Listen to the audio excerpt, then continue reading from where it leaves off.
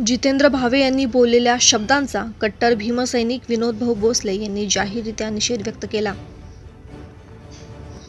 Live जर बाबासाहेबांनी दिलेल्या संविधानाबद्दल कुणी अपशब्द बोलत असेल किंवा दलित समाज आदिवासी समाजाला जे कवच दिलेलं आहे, ॲट्रॉसिटीला बदनाम करण्याचं कारस्थान काही समाजकंटक स्वतःला मोठे नेते समजणारे अशा लोकांकडून बेताल वक्तव्य जर होत असेल तर या घटनेचा जाहीररित्या निषेध आणि जितेंद्र भावे यांनी लाईव्ह वरती खोटा ॲट्रॉसिटी दाखल करतात असं स्टेटमेंट दिलं तर जितेंद्र भावेंचा देखील जाहीररित्या निषेध व्यक्त। भावेने दलित समाजाची माफी मागावी अशी मागणी यावेळेस विनोद भाऊ भोसले कट्टर भीमसैनिक यांनी केली आहे। तरी समाजाच्या विरोधात कोणीही जात असेल तर दलित समाज कधीही गप्प बसणार नाही। ईट का उत्तर हम पत्थर से देंगे। समाजाच्या आड जर कुणी येत असेल तर त्याला गाडण्यासाठी देखील आम्ही सक्षम आहोत असाच इशारा देखील यावेळेस विनोद भाऊ भोसले यांनी दिला आहे।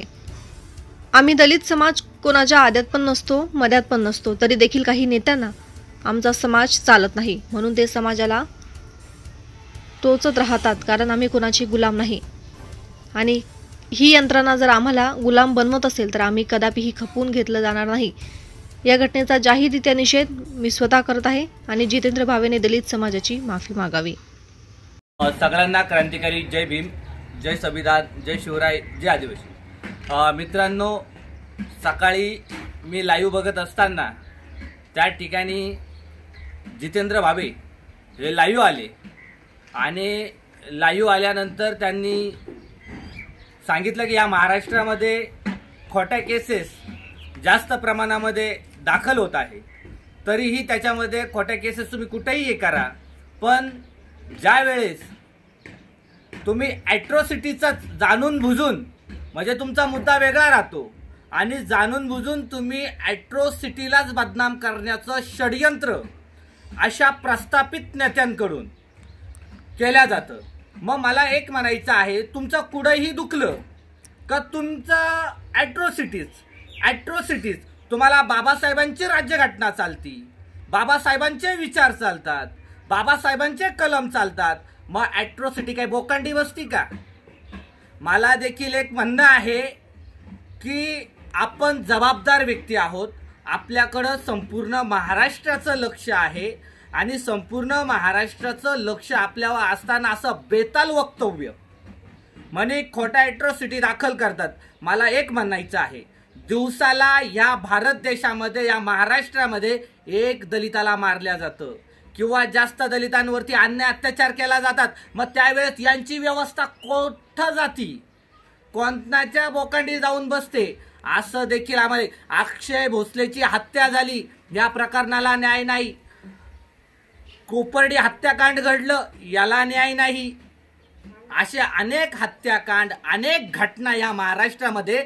आणि काल परवा अहमदनगर जिल्ह्यामध्ये शाळकरी मुलाला 10-15 जणांनी रूममध्ये बेल्टाने मारण्यात आलं, त्यावेळेस तुमची यंत्रणा का कुठं जात नाही?